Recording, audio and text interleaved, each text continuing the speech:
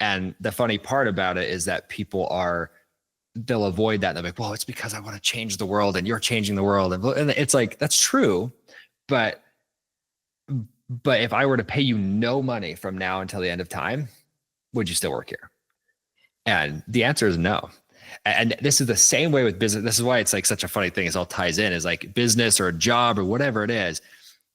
The relationship that you're building with people has to be transactional in nature. That's why I hate when people are like, you don't want transactional relationships. You're like, your business's success depends on relationships with customers, relationships with employees, and relationships with stakeholders.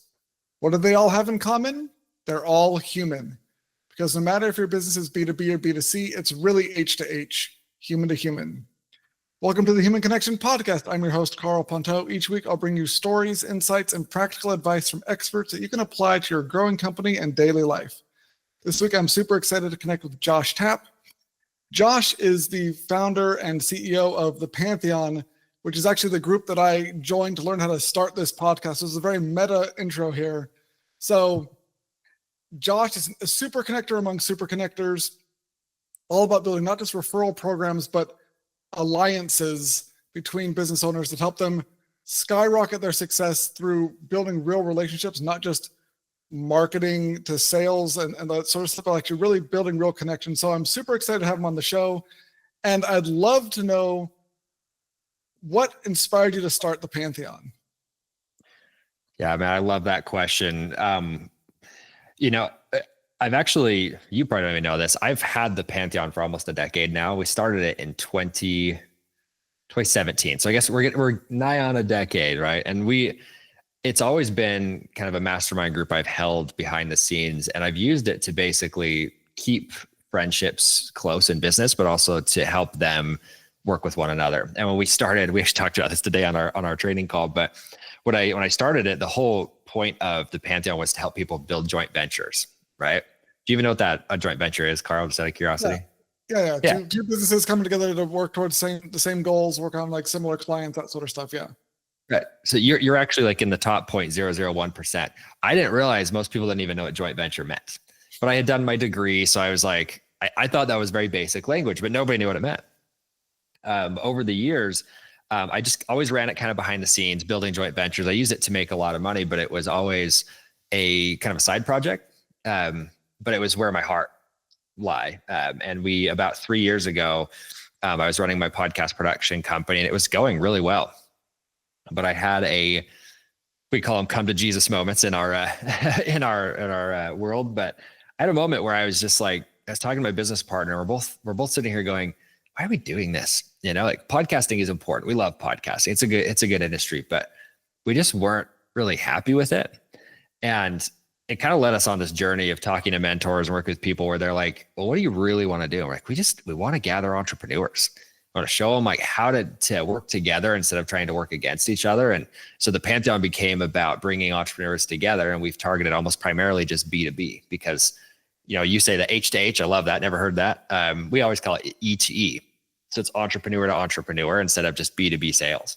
And the cool part is we've helped a lot of people make a lot of money with it. But what we've been able to do even more importantly than that is we've helped entrepreneurs stop being alone and stop what we call pitch slapping other people, right? So they're about joining with one another, building these strategic partnerships in a way that it's an alliance and not just a business friendship or, take my card, I'll take your card. So I know it's a little bit of a long-winded response, but the reason the Pantheon of what it is today is actually because of that moment when we'd had to have a come to Jesus where we said, you know what, let's sell the company. So we sold the podcast multipliers, and we went full in on the Pantheon and haven't looked back. It's been a really fun journey.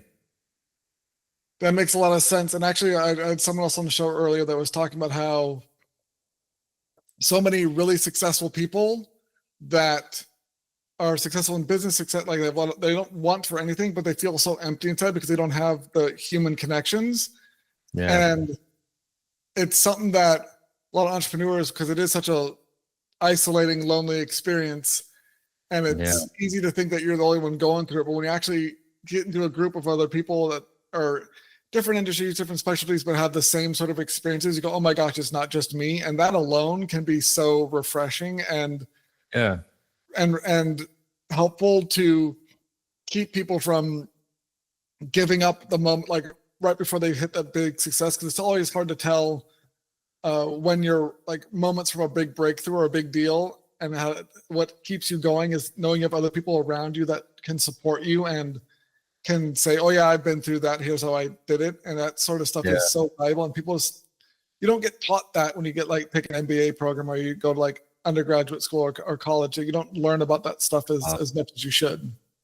See, to me though, Karl, like this is where a lot of people say, oh, it's entrepreneurship is lonely, but the thing is you have people around you all the time. I think what's interesting is it's actually an internal shift, and I'm going a little bit theological here, I guess the best way to put it, but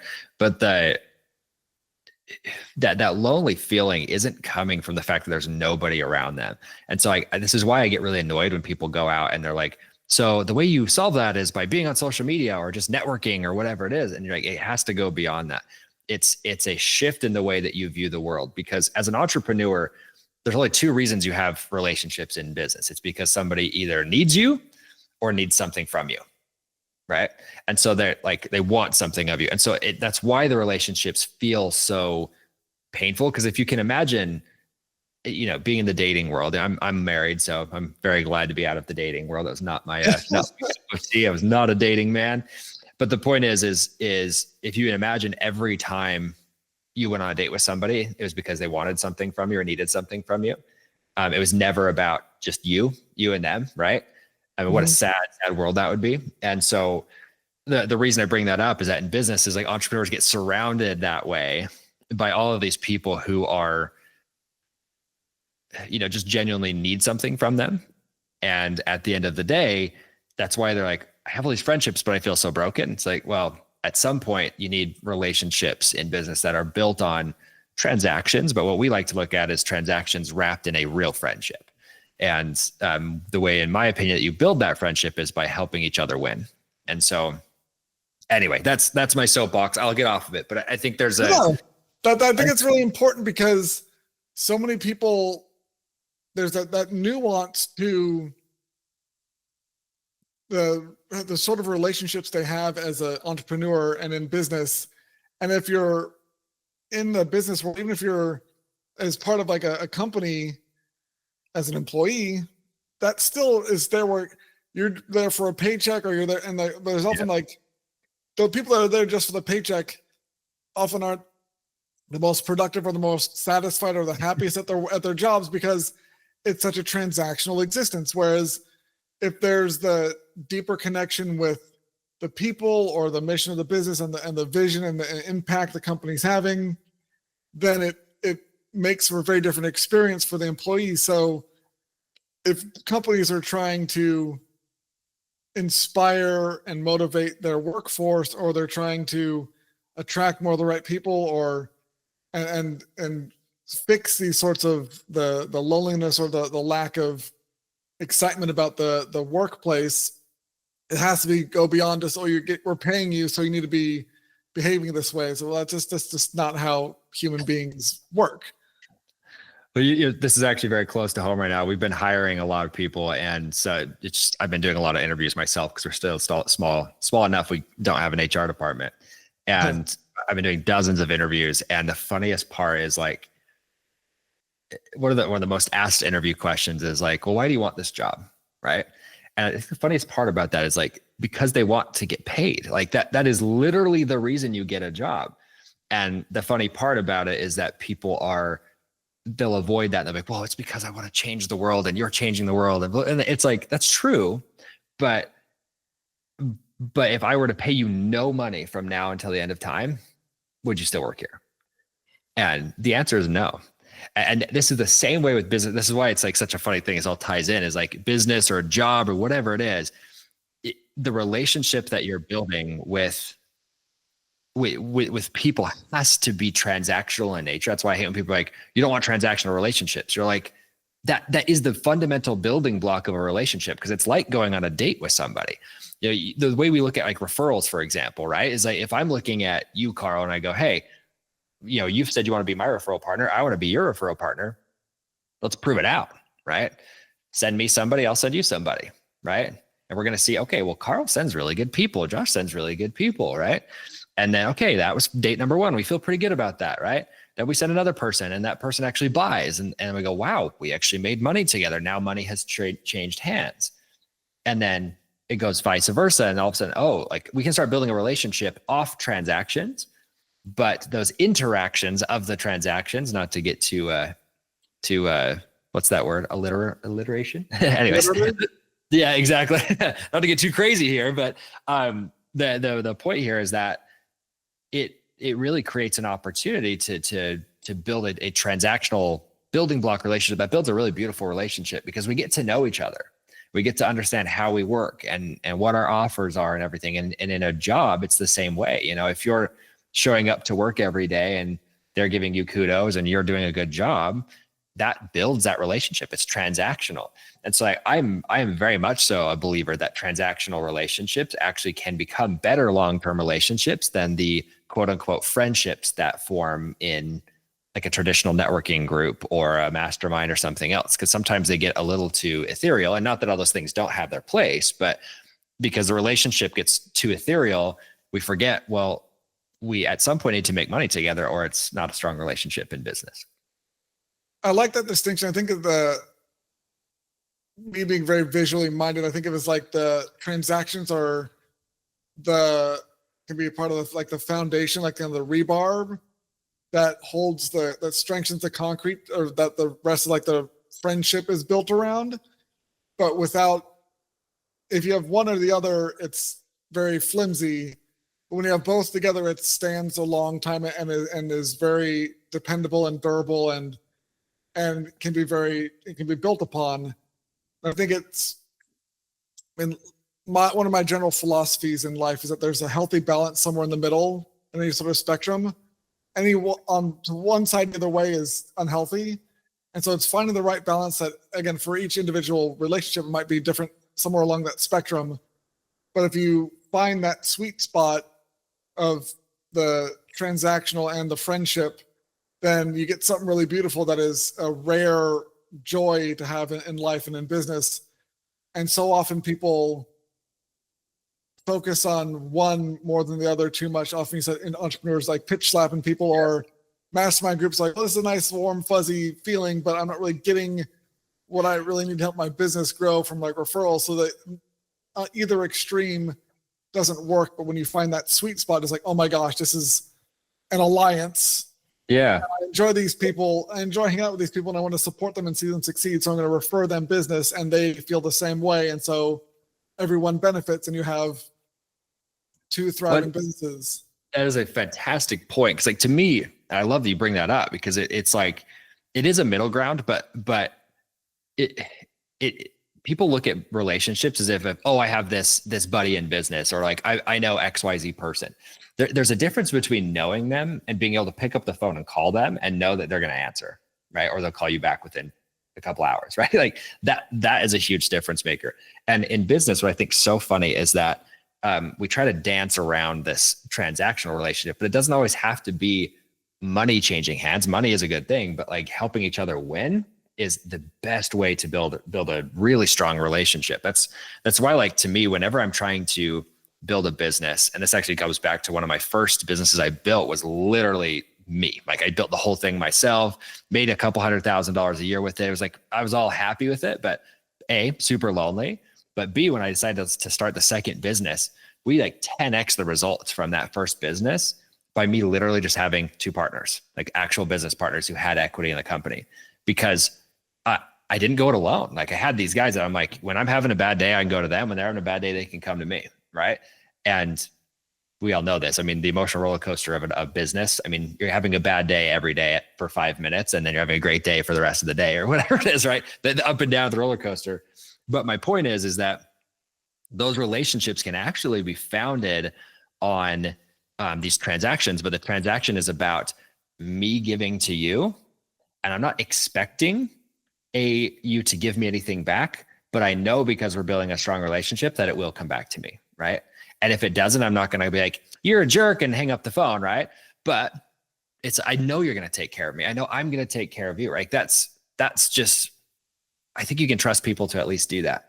And I'm sorry to go on a huge tangent here, but I literally just got off a call right before this with a buddy of mine. I'm not going to say his name because some of you might know him, but he and I, there's me, him, and one other person who we've been like best friends in the business space for 4 or 5 years. We pretty much grew up together in this space. And all three of us have very, very different businesses. But what was interesting is we've never really like paid each other anything, but we've all made each other a lot of money. And but recently I ended up paying one of these guys for his product. And about halfway through realized this isn't for me. And it became a really big problem because I am not going to just keep paying. This is a big expense program. Like I can't keep paying for this program, but he's one of my best friends. Right. And to be 100% honest, I thought I handled it well. And then it didn't go down well. And he and I just had to have a really good conversation where it was like a checkpoint call where like, we don't want this to get in the way of the business. Like what's going to make you happy? What's going to make me happy? And we had a great discussion. It was a very hard discussion. I'm not going to lie to you, but at the end of it, we both feel like everybody's happy. Everybody's taken care of. And it was repairing that relationship in a way that we'll still be friends for years, hopefully forever. Plus we're going to keep making money from each other. Right. Because it didn't make me lose faith in him. I just lost faith in my ability to use his program at the time. Right. And I'm sure it would still be beneficial later on, but I think that shows the power of having both the transaction and the relationship aspects of it. Because if just transactional, it would have been like, they wouldn't talk to each other ever again. But because you have the relationship side of things and there's that friendship and you have the emotional intelligence and the ability and the communication skills to sit down on a phone call and actually have an honest discussion and listen to each other and make sure your other person feels seen, heard, and understood. And you come to a common agreement that the business and the friendship, that balance still can exist. Even though the transaction didn't go the way you expected, it's not like it completely destroyed everything. Whereas if it's if the expectations is either transactional or it's just like a friendship and you try and introduce the other part and all of a sudden it gets weird, it's because you don't have that balance, or that the strength of the relationship allowed that to weather the hiccup of, oh, this isn't going to work for me for my business, but doesn't mean we can't be friends. So that's really cool. It has that robust nature. I am going to throw out there, I don't really have those communication skills. I'm a conflict avoider. That is my personality type, and I've worked on it. I've been trained on some things. It's still really, really hard for me. And the funniest part about this, I am not some like ethereal relationships coach. Like that's not even what I do for a living, but I can tell you like how important it is to have those as you're building really strong business connections. Because to put it into numbers, I mean, we've with some of the companies we've worked with, if we can get them literally 5 people who really like what this company does, we can average between 50 to 100 booked leads on their calendar per month. Okay. 5 people. And everybody thinks like, oh, that's impossible. Like, oh, it's so hard. And I'm like, it's literally just 5 good relationships where it's transactional relationships as the foundation, wrapped in a relationship where we actually genuinely care about the person. It makes them more money than they could possibly need. That's 5 people, right? Anyways, because for some people they're like, yeah, I get past the woo-woo side, but it's like the numbers of this, it pays out to actually have like a really good relationship like this with even 1 or 2 people.